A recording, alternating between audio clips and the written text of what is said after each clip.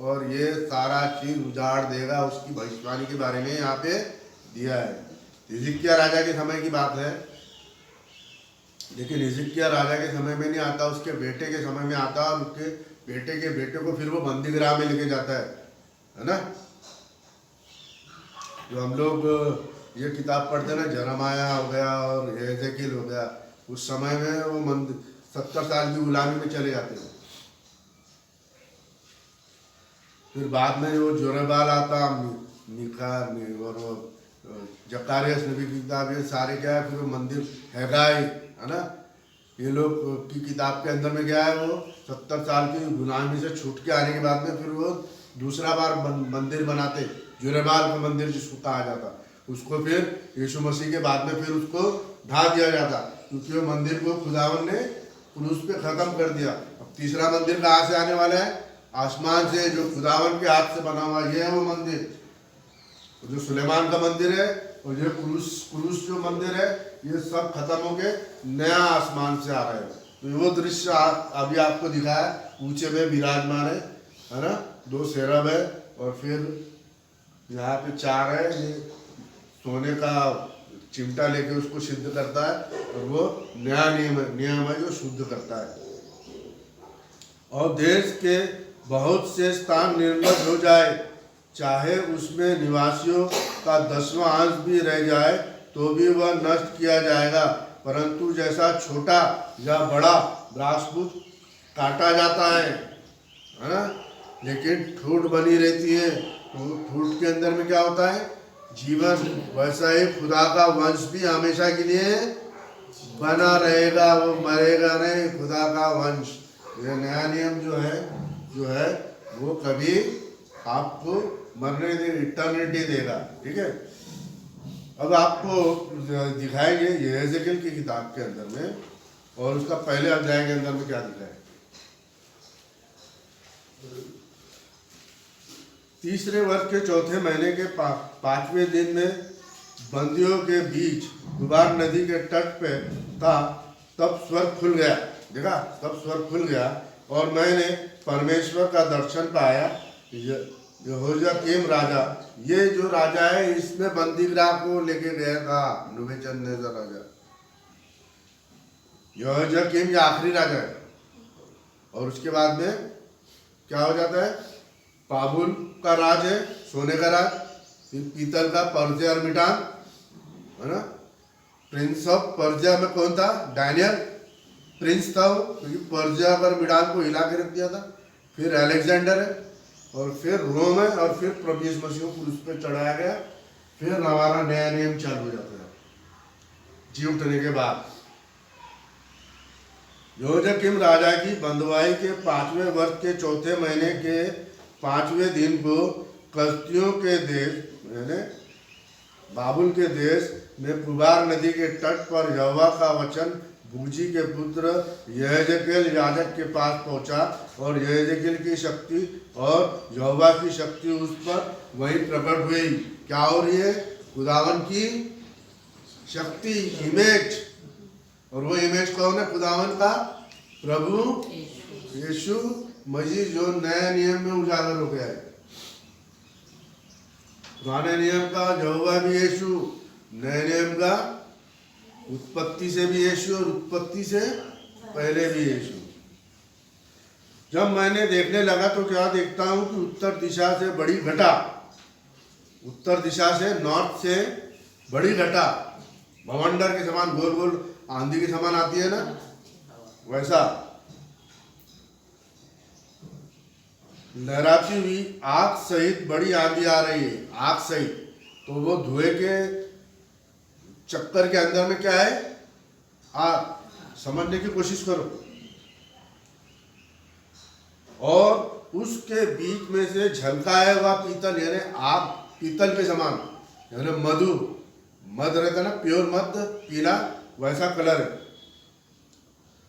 सब कुछ दिखाई देता है। ये सब आपको समझ में आएगा तो आपको ये जो खुदावन अपने दृश्य अभी मैंने जो आपको दिखाया, वो सारे दृश्य आपको समझ में आएंगे। अभी आपके डिनोमिनेशन में ये दृश्य क्यों नहीं आते? क्योंकि उनको समझ ही नहीं, अब ये दृश्य मैं आपको समझा रहा हूँ कि खुदा ने जो दृश्य दिखाया है उसका मतलब क्या है ना। तो एक घटा आ रही है, धुआं है, धुएं के अंदर में आग है, आग के अंदर पीतल के समान कुछ दिख रहा है।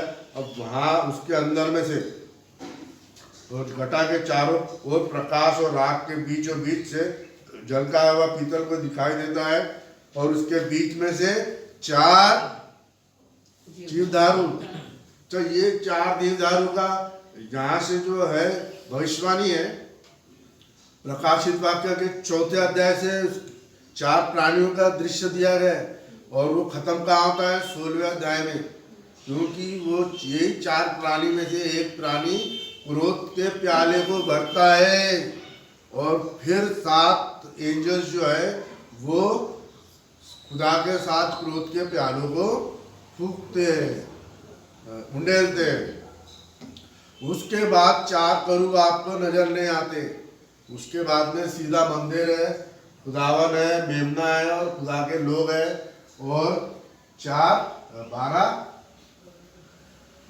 ये है और 12 चेले, 12 खुदावन के ये याकूब के पुत्र और 12 खुदावन के चेले, ठीक है। और 4 करूब का फिर वहां पे दर्शन नहीं होता है। 22 और 23 में अगर मिलेगा तो आप लोगों के लिए देखो, छानो कि 16वें अध्याय के बाद में फिर वो 4 करूब का दृश्य दिया गया है।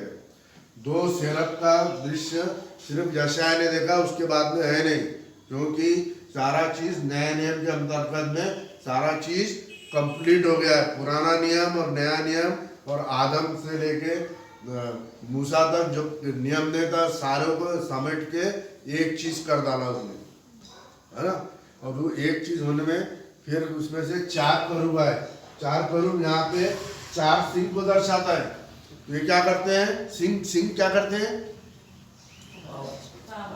ये पीतल की वेदी को भी 4 सिंह है ना, वो सारी गंदगी को और इसको हटाते हैं। तो शैतान की ताकतों को यहाँ पे आने नहीं देते हो, दुल्हन को सताने के लिए आने नहीं देते हो, है ना, बरखलाने के लिए। जैसे शैतान ने हवा को बहकाया ना, ऐसा आपको बहकाने नहीं देता, क्योंकि आत्मा आपके अंदर में काम करती है। वो आत्मा कौन है अभी के समय में जो काम कर रही है, उड़ता हुआ उकाब। प्रकाशित वाक्य के 4 अध्याय में हम यहाँ पे उकाब लिखा है, पहले अध्याय में और 10वें अध्याय में क्या लिखा है, उकाब। लेकिन 4 अध्याय में क्या लिखा है, फ्लाइंग ईगल। इसीलिए आप देखेंगे यहाँ से उड़ता हुआ देखेंगे आप, हरकत है उसके अंदर में जीवन है। ये आज आपको, और ये कौन है, प्रभु यीशु मसीह की आत्मा। एक ही धुएं में से आया ना, एक ही अंगार में आया था ना, उसी अंगार में से, उसी पीतल में से 4 जीवधारू निकले। कहाँ से निकले, तो कहाँ से निकले, प्रभु यीशु मसीह के अंदर में से ही 4 चीज निकले, जो खुदावन की आत्मा को दर्शाता है। और 4 आत्माओं ने क्या किया यहाँ पे, 7 कलीसिया काल, यहाँ पे 7 एंजल जो है उनको ताकत भरी। और शैतान ने कौन से ताकत भरी, 4 घोड़ों के इसमें, सफेद, लाल, काला और पीला। तो वो मेंढे की कितने सींग थे और आंखें कितनी थी, आंखें संदेश है। प्रकाशित वाक्य पहला अध्याय, दूसरा, तीसरा अध्याय तक 7 कलीसिया काल है, आसमान में उड़ गए। और फिर उसके वही मेंढे ने जब 7 आंखों से पवित्र आत्मा से इनको उजागर किया, इनको समझाया, इनको सुरक्षित स्थान में रखा, फिर क्या हो गया, 7 सिंह वो कहां से चालू हो गए, तुरी फूके जाने का, क्योंकि वहां पे सत्यानाशी है ना।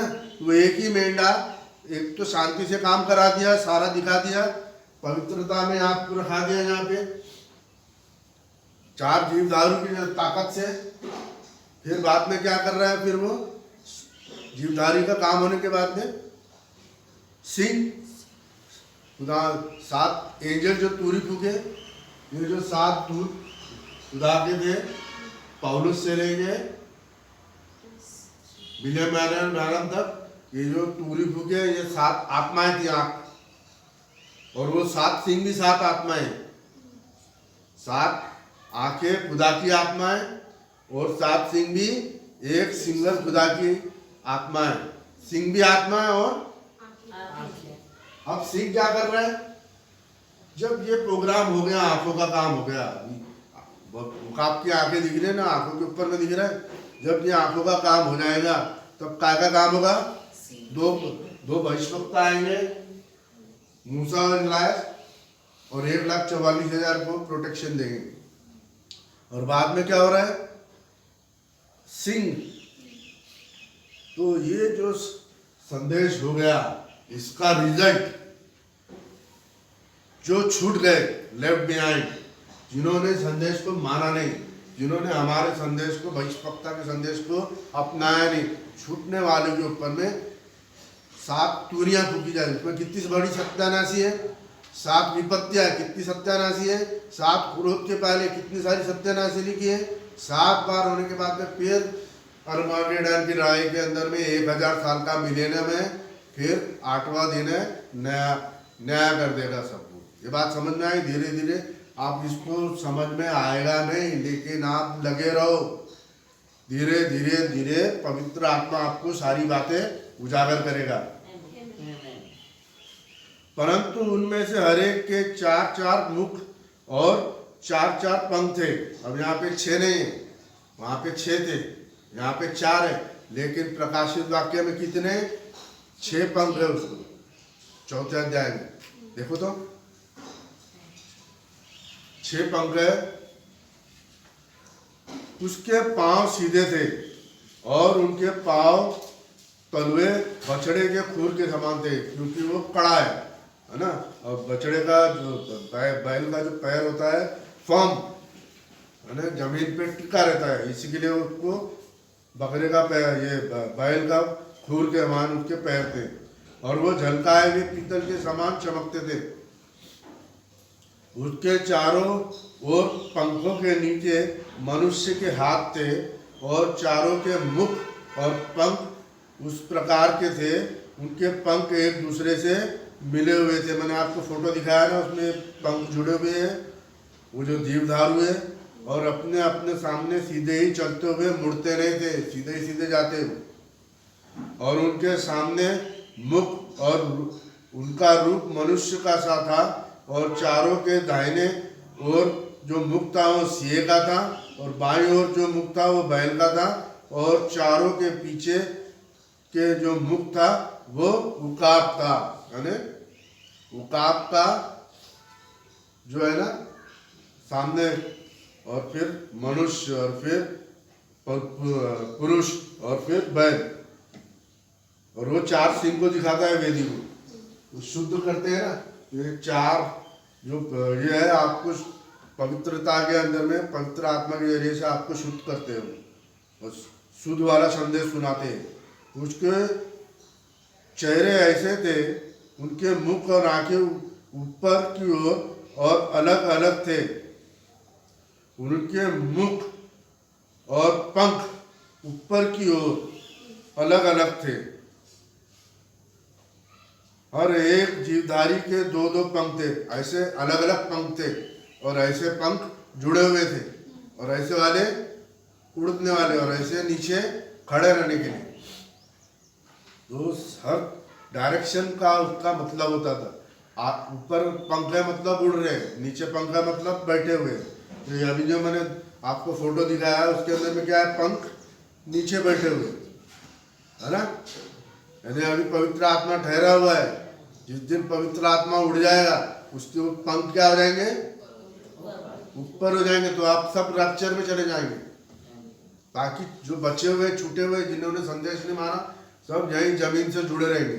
हम जमीन से जुड़ने वाले हैं क्या? नहीं, आसमान से जुड़ने वाले लोग हैं।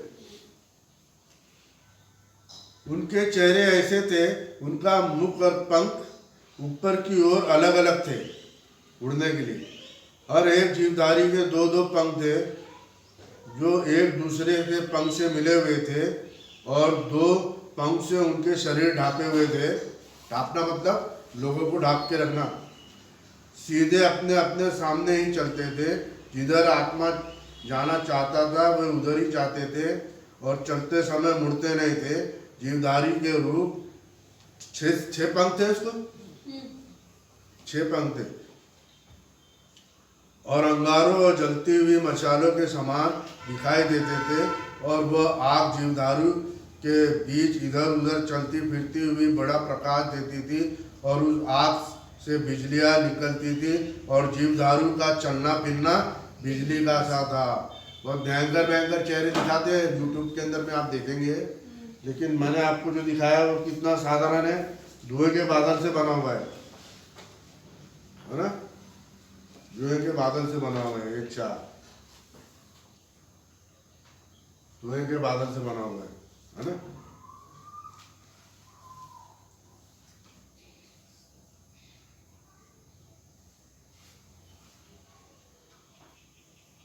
उनके चेहरे ऐसे थे, उनके मुख और पंख ऊपर की ओर अलग अलग थे और हर एक जीवधारी के दो दो पंख थे। दो एक दूसरे से पंख से मिले थे और दो पंख से उनके शरीर ढका हुआ था और वे सीधे सामने आमने चलते फिरते थे। शरीर को ढांपना मतलब पवित्र लोगों को अपना ढांप के रखे थे। तो शेर ने अपने लोगों को बचाया, मनुष्य ने अपने लोगों को बचाया और बैल ने अपने लोगों को बताया। अब उकाब अपने लोगों को बचा रहा है। ऐसा मिला के चारों पूर्ण हो गया। अब यहाँ पे 3 दिख रहे, चौथा काम कर रहा है हमारे सारे विश्व की दुनिया के अंदर में। जब वे दीवधारी को देख ही रहा था तो क्या देखता है कि भूमि पर वे 5 चारों मुख की गिनती के अनुसार एक एक पहिया था। तो ये चारों को क्या हो गया, जीवधारू क्यों पहिया हो गया, चक्का जो याजक लोग उठाते थे ना कंधे पे लेकर चलते थे, है ना। तो इसके अंदर में क्या थी, हमारी सलामत, हम सबकी सलामत किसके अंदर में थी, वाचा के संदूक के अंदर में। तो ये संदूक के अंदर में जब सारा काम खुदावन ने कर दिया, वो शुद्ध हो गए, तो उसको क्या लग गया, तो ये वाले ने अपना काम कर लिया, इसने अपना। अभी कौन काम कर रहा है, उकाब, है ना। तो ये कैसा जाते हैं, धरती के एक कोने से लेके दूसरे कोने से, एक कोने से लेके क्या कर रहे हैं, ये चक्के को आंखें लगने चालू हो गई। ये आप लोगों की का विश्वास है, जो आप विश्वास के जरिए से, क्योंकि अभी चक्का क्या करेगा, घूमता है ना, तो सारे दुनिया में घूमेगा और घूमेगा तो सब विश्वासियों को इकट्ठा करेगा, है ना। और एक एक पहिया था, पहिए का रूप और बनावट फिरोजी की सी थी और चारों एक एक पुरुष थे और उनका रूप और रवाना बनावट ऐसी थी जैसा एक पहिए के बीच में दूसरा पहिया। अभी है देखो, ऐसा पहिया है, फिर ऐसा पहिया है ना। ऐसे 4 पहिए एक साथ में बैरल के सामने, फिर भी देखते ना आप लोग बैरल, तो ऐसे 4 गोले मिला के एक गोला। क्यों 4? नॉर्थ, साउथ, ईस्ट, वेस्ट, तो 4 कोने वाले जो है ना, 4 जो दुष्ट की ताकतें, 4 एंजल्स जिनको खुदावन रोकता है, रुक जा, सीलिंग लगानी है ना, सीलिंग लगानी है। तो वैसा ही ये भी 4 जगह से घूमते हैं और अपने लोगों को जमा कर रहे हैं, है ना, विश्वासी लोगों को। पहियों के घेरे बहुत बड़े और डरावने थे और उनके घेरों में चारों ओर आंखें ही आंखें थी। ये कौन लोग है, आँख का मतलब क्या होता है, पवित्र अरे मेंढे को 7 आंखें और 7 सींग है, तो उसका मतलब क्या बताया ना उसने प्रकाशित वाक्य के 5वें अध्याय में। जब मेमना बलिदान दे के जब खड़ा होता है तो बलिदान होने के खड़े होने के बाद में एकदम से उसकी 7 आंखें और जोरेबाल बोलता है ना, एक ही पत्थर के ऊपर में 7 आंखें होंगे, तो 7 आंखें और 7 सिंह क्या हो गई? एक ही आत्मा प्रभु यीशु मसीह की शक्तियां, और ये 4 करूबी प्रभु यीशु मसीह की शक्ति पर के पवित्र आत्मा बन जाता है, चारों जीवधारी। और जब जीवधारी चलते थे, जब पहिया भी उनके साथ चलता था, तो आपको कौन लेके चल रहा है? जीवधारी। ये जीवधारी आपको लेके चल रहा है। जितने सारे लोग अब विश्वास करेंगे दुनिया के अंदर में, उनको भी वो उस चक्के के अंदर में जमा करेगा। खुदा किसी की एक के साथ में काम करता है ना। तो सारे दुनिया में खुदा के लोग, याजक लोग है, संदेश को, नबी के संदेश को फॉलो कर रहे हैं, बता रहे हैं दुनिया को कि अभी खुदावन का आने का समय नजदीक है। सारे दृश्य काय के लिए? जल्दी जल्दी, अब थोड़ा समय है बाकी, खुदावन आना है, आ जाएगा, और अभी वो देर भी ना रहे। प्रकाशित वाक्य में पढ़े ना, आने वाला आ जाएगा और देर भी ना करेगा। तब जीवधारू चलते थे, वो पहिया भी चलता था, साथ साथ चलते थे कि हम बिना पवित्र आत्मा के आगे नहीं चलते, पवित्र आत्मा के पीछे पीछे चलते।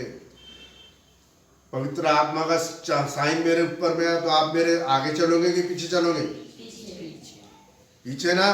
जो याजक बताएगा वैसा। याजक के आगे चलते थे कोरा, अभी नादाब और अबीरम, तो खुदावन ने क्या किया? उनको नाश कर दिया। जो व्यवस्था से जीवित रहना चाहता, व्यवस्था से ही वो मारा जाएगा। तब पहिए भी उठते थे, देखा उठ रहा है वो, तो कौन उठा रहा है पहिए को? पवित्र आत्मा। तो 4 देहधारी कहाँ से निकले? वो एक ही भवंडर में से। तो प्रभु यीशु मसीह अब ये फिर किसको लेके जा रहा है आसमान में? पवित्र लोगों को। जिधर आत्मा चाहता था उधर वे जाते थे, और पहिया जीवधारू के साथ उठते थे, क्योंकि उनकी आत्मा पहिया में था और वे चलते थे। जब वे भी चलते थे और जब वो खड़े होते थे तब वे भी खड़े होते थे, और जब वो भूमि पर से उठते थे तब पहिया भी उनके साथ उठ जाते थे। आमीन। रैप्चर असंभव है क्या? संभव है। सिर्फ आपको विश्वास करना है, क्योंकि जीवधारू की आत्मा पहिए में था। और पहिए में आत्मा क्या है? हरकत है। जो आप लोग कौन है? जीवित लोग। जीवधारू के सिरों के ऊपर आकाश मंडल का सा था, जो बर्फ के समान भयानक रीति से चमकता था, और वहां उसके सिरों के ऊपर फैला हुआ था। आकाश मंडल के नीचे उसके पंख एक दूसरे से सीधे फैले हुए थे। जो करूब के जो पंख थे, और उसके ऊपर में खुदावन का सिंहासन, और नीचे में जो अभी आपको ब्रह्मांड जो दिखता है वो सारा चीज दिख रहा है ना।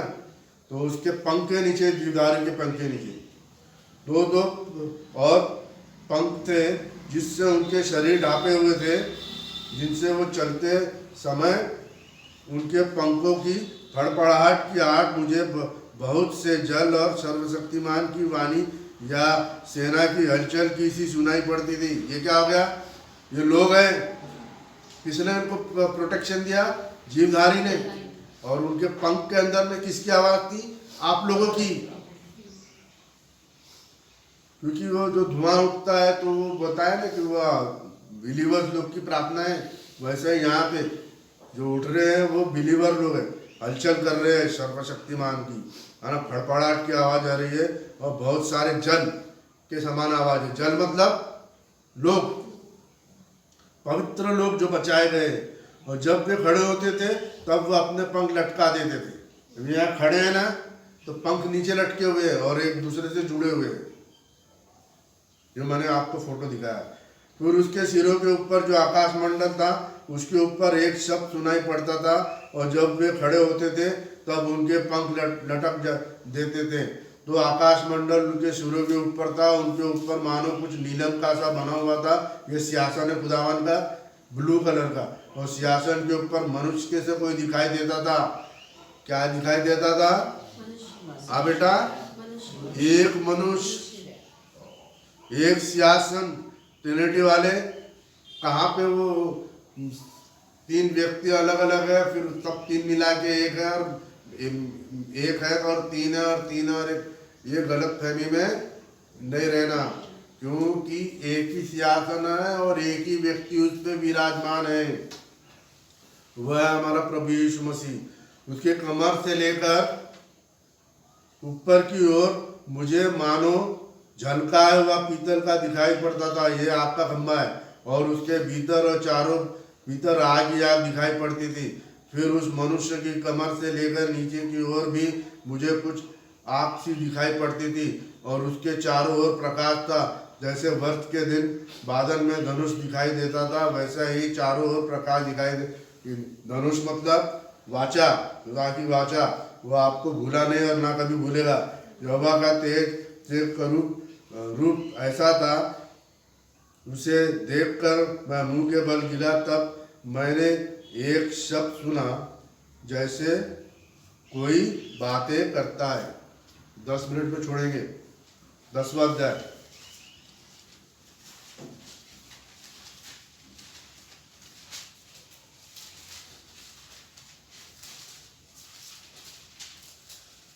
दस मिनट में हो जाएगा। मैंने आपको यहाँ समझा दिया पहले अध्याय में, 10वां अध्याय में समझाने की जरूरत नहीं, सेम टू सेम लिखा है, ठीक है ना।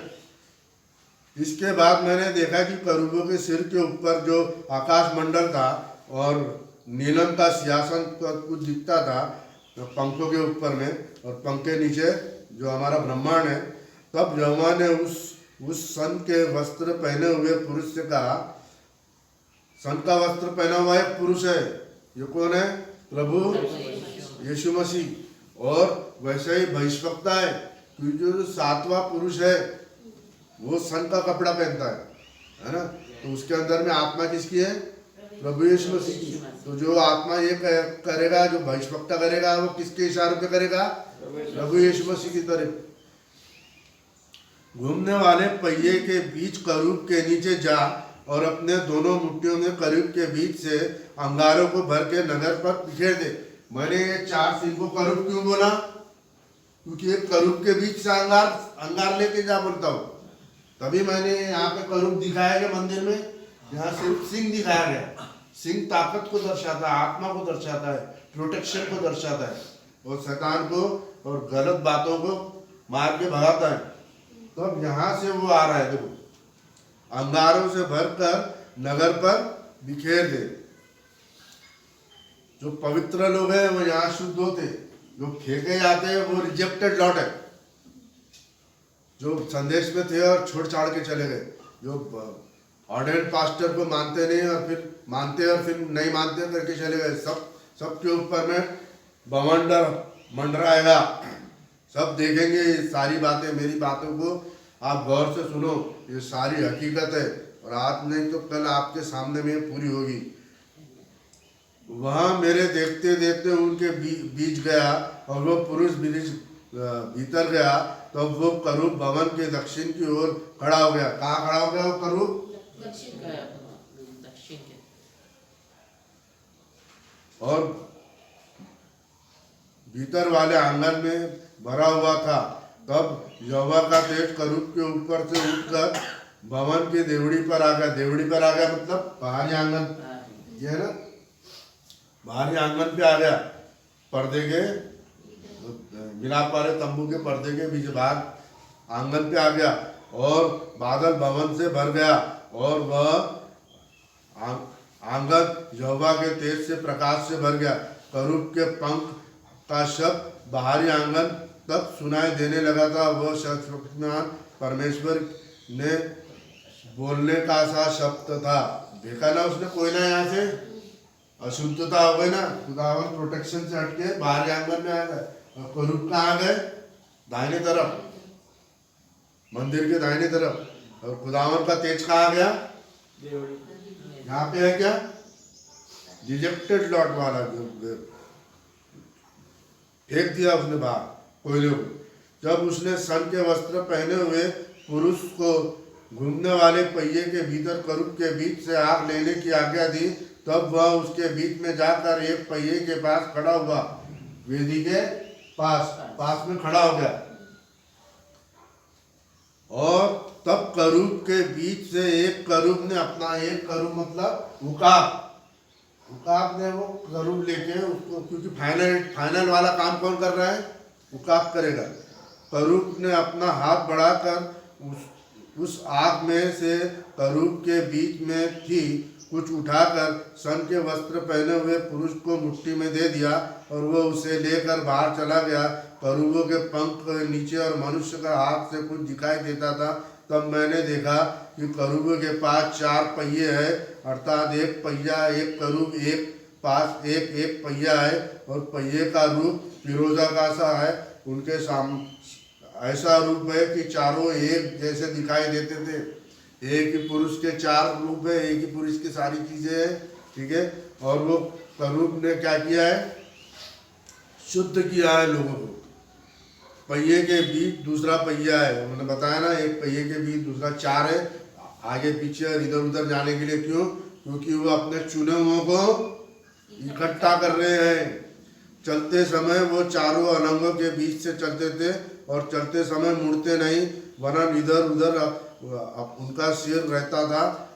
जिधर जीवदारू रहता था वहीं जाते थे। वे उधर ही अपने उसके पीछे पीछे चलते थे और चलते समय वो मुड़ते नहीं थे। पीठ, हाथ और पंख समेत करूब का सारा शरीर और जो पहिया उनके है वे भी सब के सब चारों ओर आंखें से भरे हुए थे। पहले वाले पहिए में आंखें नहीं थे, अब इसके अंदर में आंखें आ गई। क्यों आ गई? क्योंकि इन्होंने क्या किया? अपने लोगों को जमा कर लिया। आंखें मतलब पवित्र आत्मा। मेरे सुनते हुए इन पहियों के चक्कर कहा गया। मेरे सुनते हुए इन पहियों को चक्कर कहा गया, अर्थात घूमने वाला पहिया। घूमने वाला पहिया लोगों को जमा करता है। एक एक के 4 मुख थे। एक मुख तो करूब का सा था, दूसरा मनुष्य का, तीसरा सिंह का और चौथा काब का। अब यहाँ पे बैल नहीं है, यहाँ पे बैल की जगह किसने लिया? करूब। मैंने आपको फोटो दिखाया, वहाँ पे बैल भी नहीं है और बैल की जगह में करूब दिख रहा है। फिर मनुष्य है, फिर शेर है। यहाँ पे जो चौथा है वो दिखने रहा है। वहाँ करूब भूमि पर से उठ गए। करूब उठेंगे तो दुल्हन भी उठेगी। ये वे ही जीवधारू है जो मैंने कुबार नदी के पास देखे थे। जब जब मैं करूब चलते थे तब तब वे पहिए उसके पास पास चलते थे, और जब जब करूब पृथ्वी पर से उठने के लिए अपने पंख उठाते तब तब पहिए भी उनके पास से नहीं मुड़ते थे। जब वे खड़े होते तब ये भी खड़े होते थे, और जब वे उठते तब ये भी उनके संग उठते थे, क्योंकि जीवदारू का आत्मा इनमें रहता था। देखा, पवित्र आत्मा इनके अंदर में रहता था। पवित्र आत्मा प्रभु यीशु मसीह है। यहोवा का तेज भवन की डेवड़ी पे से उठकर वापस करूबों के ऊपर ठहर गया। खुदा का मंदिर के बाद में 4 करूब और 4 करूब के बाद में खुदावन के लोग, और फिर 12 चेले और 12 याकूब के पुत्र, 12 गोत्र। जब करूब अपने पंख उठाकर मेरे देखते देखते पृथ्वी पर से उठकर निकल गया और पहिए भी उसके संग संग गए, तब वे सब यहोवा के भवन के पूरब फाटक ईस्ट, खुदा का जो आसमान में मंदिर है, ईस्ट फाटक पे जाके खड़े हो गए। ये सारा प्रोग्राम कहाँ पे खड़ा करा दिया? खुदा के पास सामने। और इज़राइल के परमेश्वर का तेज उनके ऊपर में ठहर गया। यहाँ है आपकी सफलता। ये वे ही जीवधारी है जो मैंने गुबार नदी के पास इज़राइल के परमेश्वर के नीचे देखे थे। यहाँ खड़ा बंद करना। और मैंने जान लिया कि वे मेरे करूब है, और हर एक के 4 मुख और 4 पंख, और पंख के नीचे मनुष्य के हाथ थे। उनके मुख का रूप वही था जो मैंने गुबार नदी के तट पर देखा था। उनके मुख की क्या वरन उनके सारी देह भी वैसे ही थी, वे सीधे अपने अपने सामने ही चलते थे। हाथ का मतलब क्या हो गया?